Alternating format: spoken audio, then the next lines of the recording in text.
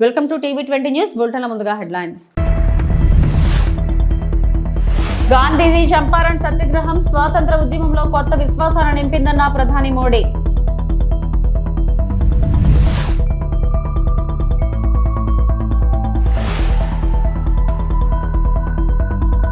VIT AP varsity అభివృద్ధి పనులు ప్రారంభం ఏపీ సీఎం చంద్రబాబు.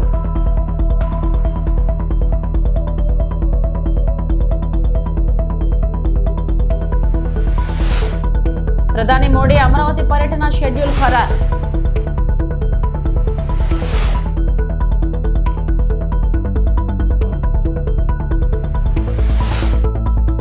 మన్ కీ బాత్ కార్యక్రమంలో పహల్గామ్ లో జరిగిన దారుణమైన ఉగ్రవాద దాడిని ప్రధాని మోడీ ఖండించారు. తీవ్ర ఆగ్రహాన్ని వ్యక్తం చేశారు. మరియు నిందితులకు కఠినమైన ప్రతిస్పందన ఎదురవుతుందని హామీ ఇచ్చారు.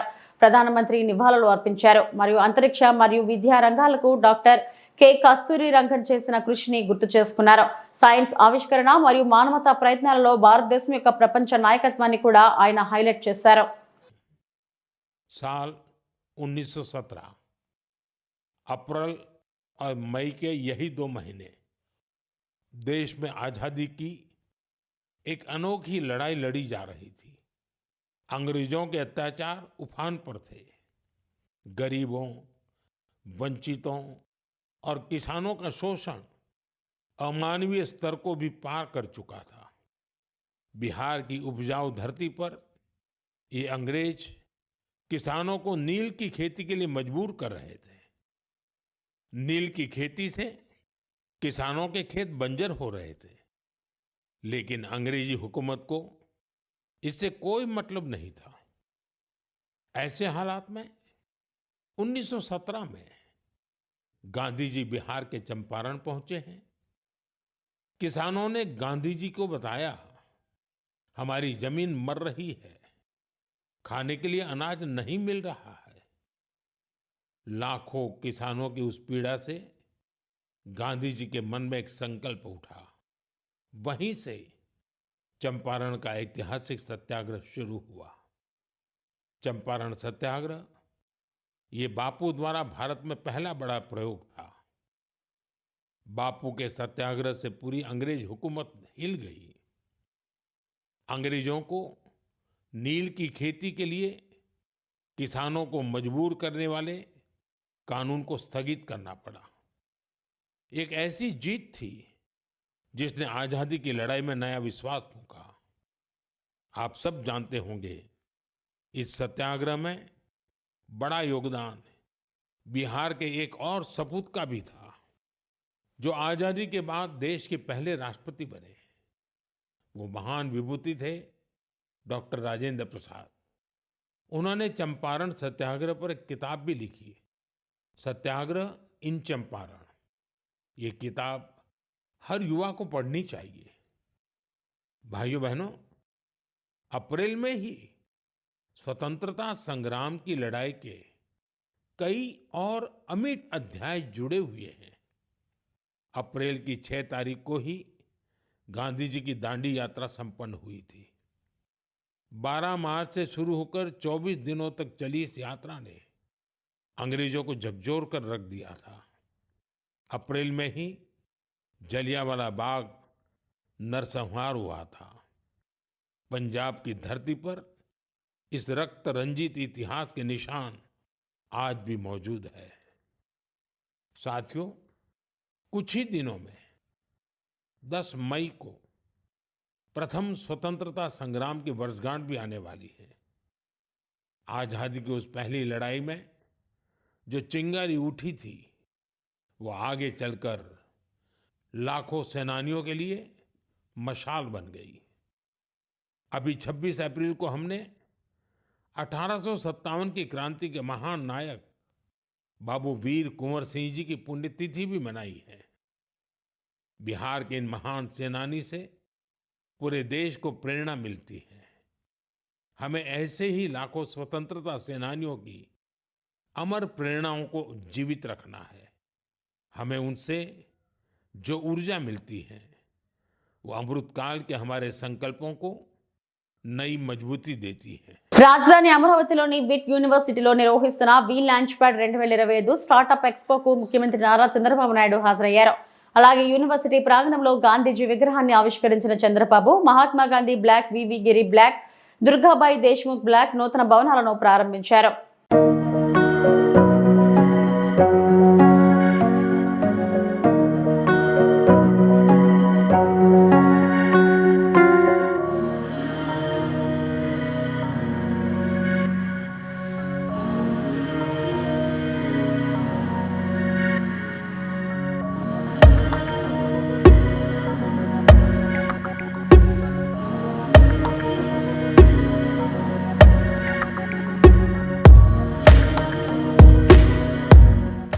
రేపు 2వ తారీఖున ప్రధానమంత్రి గారు అమరావతి పునఃప్రారంభం.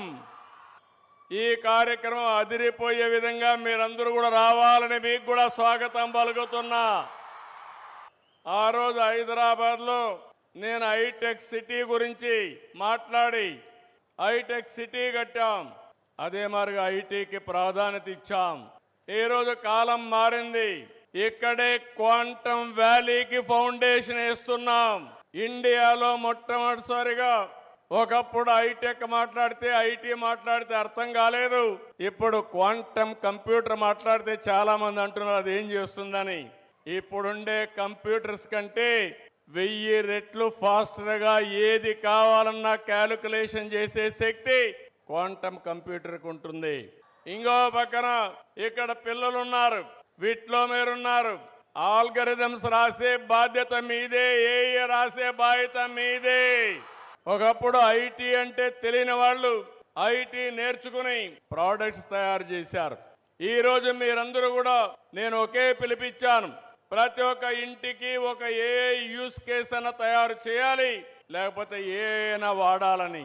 ప్రతి ఒక్క ఇంటిలో ఒక ఆంట్రప్రెన్యూర్ తయారు కావాలి. ఒకప్పుడు మీరందరూ ఉద్యోగాలు అడిగేవాళ్ళు. నేను మొట్టమొదటిసారిగా ఎమ్మెల్యే అయినప్పుడు చూశాను. అవసరమైతే ఇంట్లో ఉండే 2 ఎకరాలు అమ్మి లంచం ఇచ్చి ఒక అటెండర్ పోస్ట్ అడిగేవాళ్ళు. ఇప్పుడు ఎవ్వరు కూడా కలెక్టర్ పోస్ట్ వచ్చినా కలెక్టర్ కంటే ఐటీ బెటర్ అని అందరూ కూడా ఐటీ చేసి గ్లోబల్ సిటిజన్స్ అయ్యే పరిస్థితికి వస్తున్నారంటే అది తెలుగువాడి సత్తా అని మరొకసారి తెలియజేస్తారు. రాజధాని అమరావతి పనుల పునఃప్రారంభం కోసం ప్రధాని మోడీ పర్యటనపై ప్రాథమికంగా షెడ్యూల్ ఖరారైంది. మే 2వ తేదీన ప్రధాని మోడీ తిరువనంతపురం నుంచి మధ్యాహ్నం 2:50 విజయవాడ గన్నవరం విమానాశ్రయానికి చేరుకుంటారు. అక్కడ నుంచి హెలికాప్టర్ ద్వారా అమరావతి చేరుకుంటారు. 3:25 ప్రధాన వేదిక వద్దకు వస్తారు. మధ్యాహ్నం 3:30 నుంచి 4:45 వరకు రాజధాని పనుల పునఃప్రారంభ కార్యక్రమంలో పాల్గొంటారు. ఆ తర్వాత 4:45 హెలికాప్టర్లో విజయవాడ విమానాశ్రయానికి వెళ్తారు. అక్కడ నుంచి నేరుగా ప్రధాని మోడీ ఢిల్లీ చేరుకుంటారు.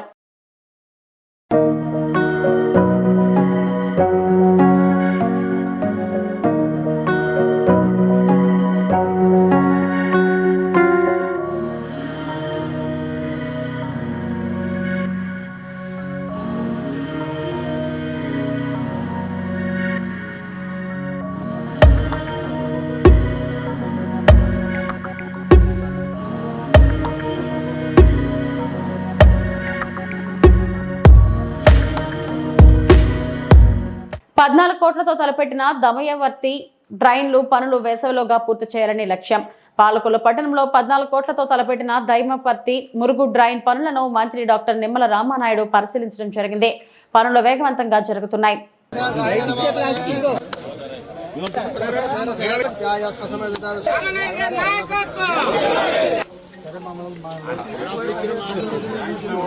ఈరోజు ఏదైతే చందపర్రు అదేవిధంగా వెలివిల గ్రామాలకి సంబంధించి 1,55,17,000 అంటే 155.17 lakhs తోటి ఈరోజు మరి యొక్క శంకుస్థాపనలు మన రైతు మన రామానాయుడు కార్యక్రమంలో చేసుకోవడం జరిగింది.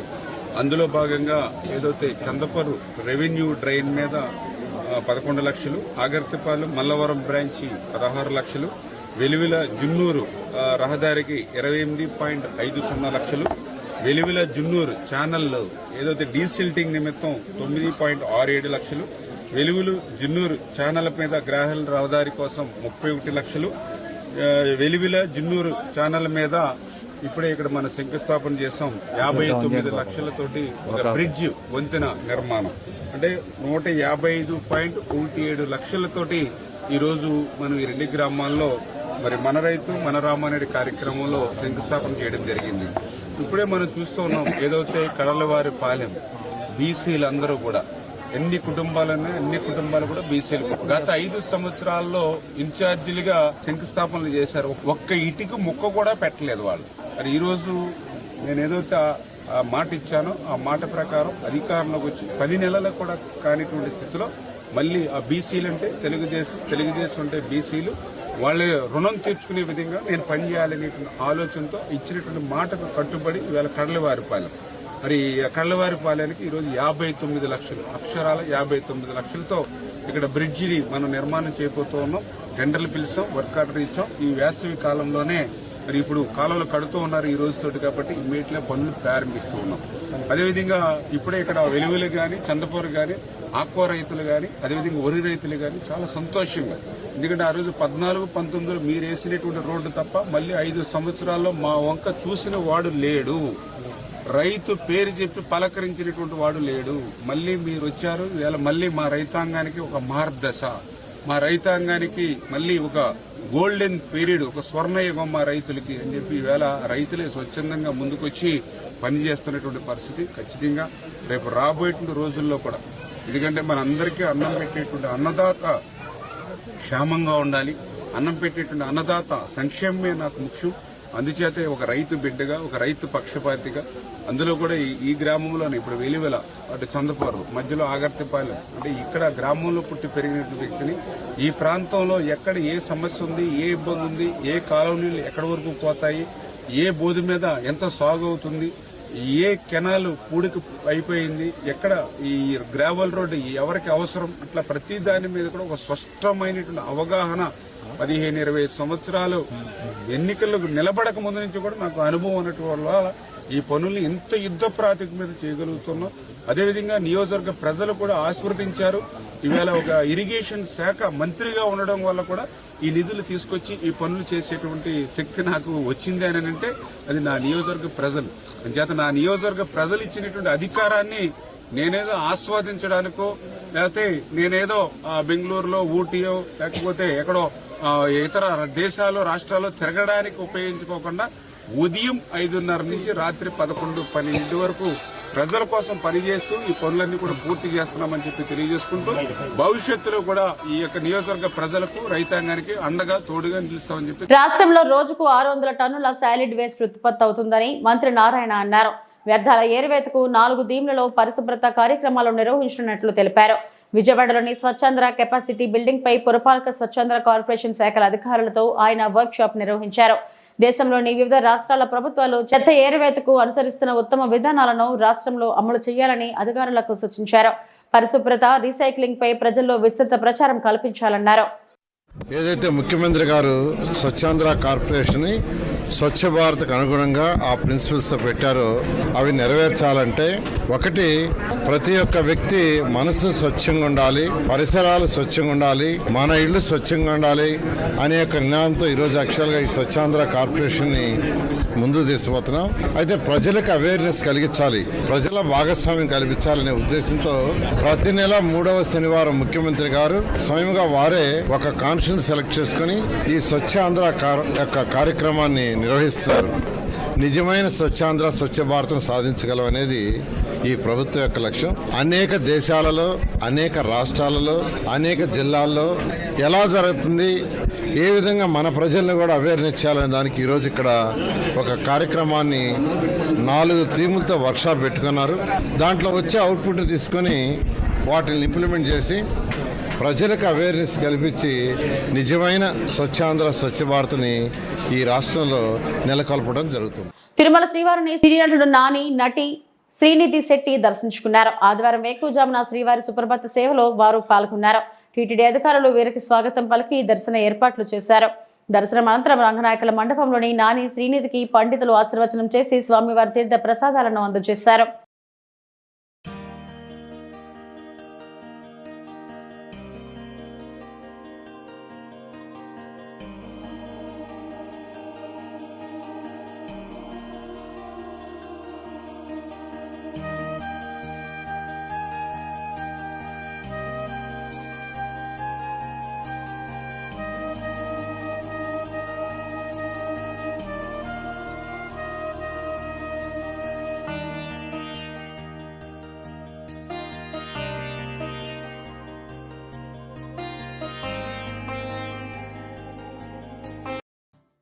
దర్శనం చాలా బాగా జరిగిందండి.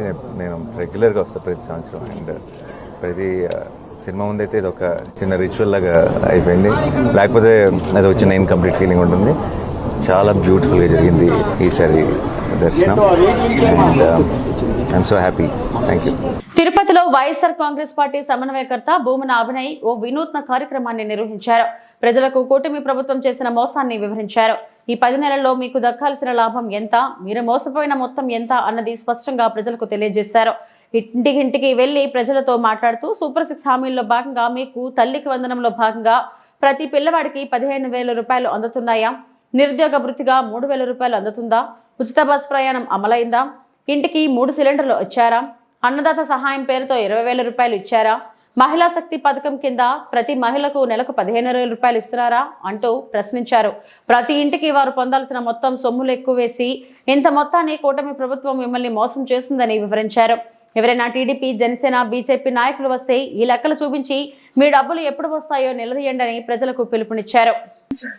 నేను అధికారంలోకి వస్తే ఈ సూపర్ 6 హామీలన్నింటినీ కూడా చూద్దాం. అది ఏంటంటే చంద్రబాబు గారు ఈ 10 నెలల్లో మన ఇంటికి చేసిన మంచి ఏంది, చెడు ఏంది అని తెలియజెప్పే కార్యక్రమమే మేము చేస్తున్నాం. దీని పేరు చంద్రబాబు ఘరానా మోసం. ఒక్కసారి చూద్దాము. చంద్రబాబు గారు ఈ సూపర్ 6 హామీల్లో మొదటిది తల్లికి వందనం. స్కూల్కి వెళ్లే ప్రతి విద్యార్థికి ఏడాదికి 15,000 రూపాయలు ఇవ్వడం. మన ఇంట్లో ఎవరైనా స్కూల్కి వెళ్తున్నారా? లేరు. అంటే ఈ పథకం మనకు అందదు, అవసరం లేదు. నిరుద్యోగులు ఎవరైనా ఉన్నారా? అబ్బాయి సాయి, అమ్మా సాయి, నీకు నిరుద్యోగ వృత్తి అందుతుందా? అందట్లేదు. నువ్వు ఒకటివే ఇంట్లో నిరుద్యోగి. ఇద్దరు ఉన్నారా? మీ బ్రదర్ కూడా? ఓకే. అంటే మీకు ఈ 10 నెలల్లో మీకు 3,000 ఇంటూ 10 అంటే 30,000, అన్నకు ఒక 30,000 అంటే 60,000 వచ్చి ఉండాల. మన ఇంటికి రాలేదు, అంతేనా? మహిళలకు ఉచిత సగం మీరు ఒక్కళ్ళే కదా ఉండేది, ఇంకా మహిళ.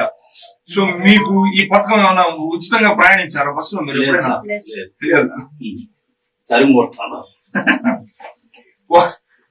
ఒకళ్ళు మీరు మాత్రం. అంటే ఇది అందాజుగా చూసుకుంటారా? ఓ 500 రూపాయలు నెలకు మీరు ఉచితంగా ఎక్కడైనా బస్సు ప్రయాణం చేసే పరిస్థితి ఉంటుంది అనుకుని ఒక లెక్క. అంటే 500 ఇటు 5,000 రూపాయలు.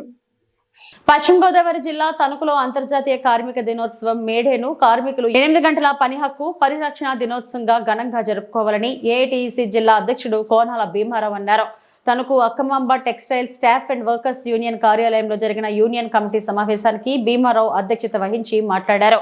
మేడే సందర్భంగా అన్ని కార్మిక సంఘాలు అరుణ పతాకాలు ఆవిష్కరించి ర్యాలీలు, సభలు నిర్వహించాలి.